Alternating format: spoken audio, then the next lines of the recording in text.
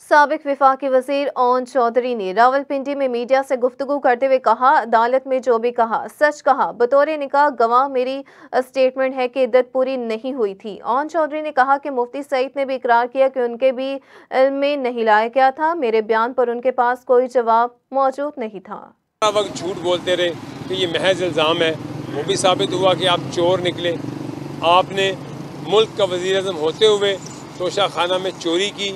आपकी बेगम ने जो कीमती तोहफ़े मिले वो बेचे। वहाँ के लोगों ने ये गवाही दी, वो सच साबित हुई कि आपने वो तोहफ़े बेचे हैं। आपके ऊपर ये आपका इखलाकी फ़र्ज़ है कि आप जब स्टेट के आप हेड हैं, आपको लोग तोहफ़े देते हैं दूसरी स्टेट के हेड, और वो आप अपने फ्रंट मैनों के थ्रू आगे जाकर नहीं बेचते।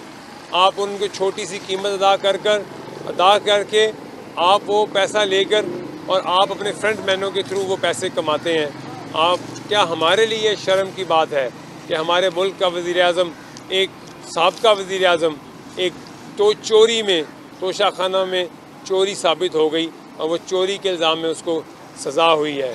आपके ऊपर साइफ़र के ऊपर भी साबित हो गया कि आपने इस मुल्क के साथ मजाक खेला, आपने इस मुल्क के साथ मजाक किया, उसमें भी आप सज़ा भुगत रहे हैं।